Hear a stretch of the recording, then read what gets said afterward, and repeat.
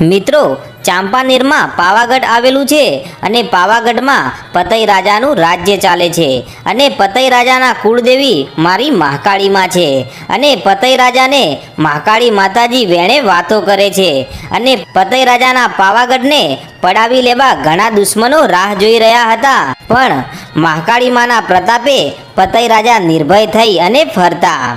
પતઈ રાજા રોજ સાંજ સવાર તેમના મહેલના ઝરૂખેથી પાવાના ડુંગર પર બિરાજમાન મહાકાળી માની ધજા જોઈને જ તેમના દિવસની શરૂઆત કરતા.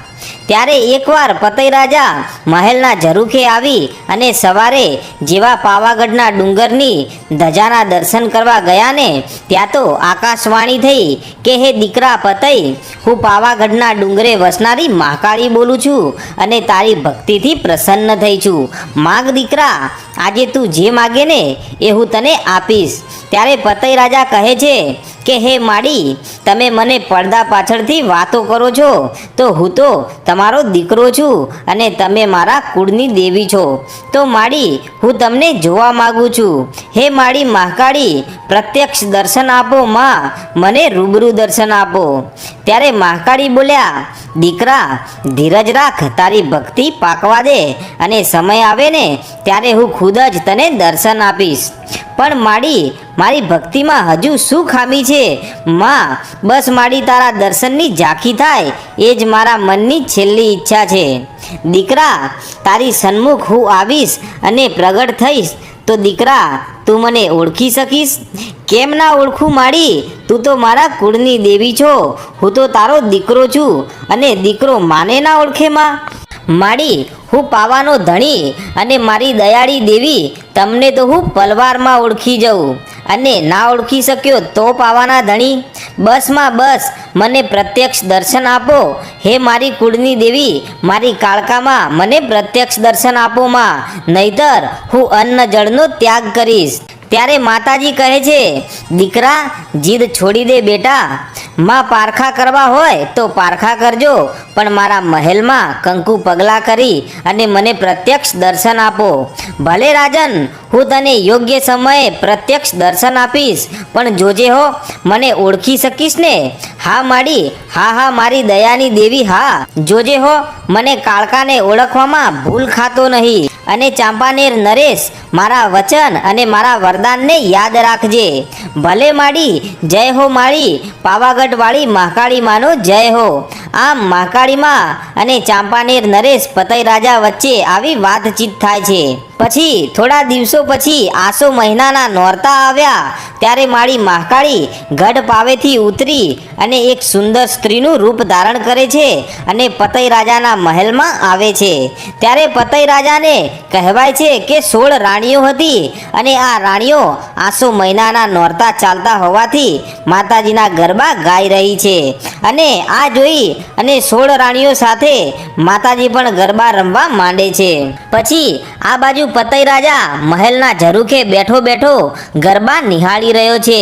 ત્યારે તેની નજર પેલી સુંદરી પર પડે છે અને મનમાં વિચાર કરવા લાગ્યો કે મારી 16 રાણીઓ ભેળી આ નવી નાર કોણ છે અને એનું તેજ ઝળહળી રહ્યું છે. આમ આ નારીને જોઈ અને પતઈ રાજા આકુળ વ્યાકુળ થવા લાગ્યો અને કહેવા લાગ્યો કે વાહ વાહ, આવી રૂપ સુંદરી મારા ચાંપાનેર રાજ્યમાં. આ રૂપ સુંદરીને જોઈ અને હૈયે શેરડો પડે તેવું રૂપ છે. ભગવાને નવરો દિવસ કાઢી અને આને ઘડી હશે.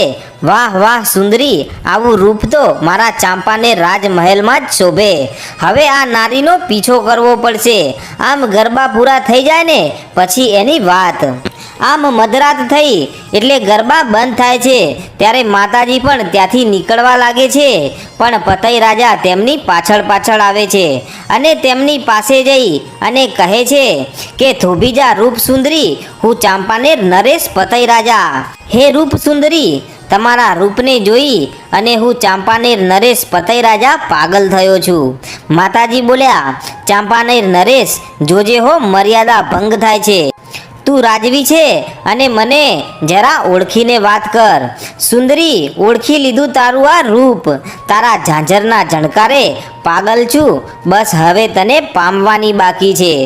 માતાજી બોલ્યા, રાજન બસ હો, અરે તું તો પ્રજા વત્સલ રાજવી, માત્ર શક્તિનો પૂજારી, તારા જેવો ધર્મ વૈરાગી રાજા એક અજાણી યુવતી પર આમ, અરે તમે આવ્યા હતા ત્યારે અજાણ્યા હતા, હવે નહીં, હવે તો આપણે એકબીજાના ભવોભવના બંધનમાં બંધાઈ જઈશું. હું તમને રાણી, મહારાણી અને આ રાજ્યની પટરાણી બનાવીશ. બસ રાજવી, હવે તું હદ વટાવી રહ્યો છે. નક્કી તારું પતન થશે પતઈ રાજા, હજુ પાછો વળી જા અને મને મારા માર્ગે જવા દે. હે રૂપસુંદરી, હું તમને મારી પટરાણી બનાવવા માંગુ છું. તમે મારા મહેલે આવો, પાવાગઢનો રાજમહેલ તમારી વાટ જુએ છે. ત્યારે રૂપસુંદરી પતઈ રાજાને કહે છે કે હે રૂપના મોહમાં ભાન ભૂલેલા રાજન, માગ માગ, માગે તે આપું. તું કહે તો રિદ્ધિ સિદ્ધિના ભંડાર ભરી દઉં, અરે તું કહે તો ઘોડીઓની ધમશાણ આપી દઉં, અને તું કહે તો હાથી ઝૂલતા આપું, અને એથી વિશેષ જો તું કહે ને તો તને ગેલુડી ગુજરાત આપું, અને તું કહે તો 92 લાખ માળવા આપું.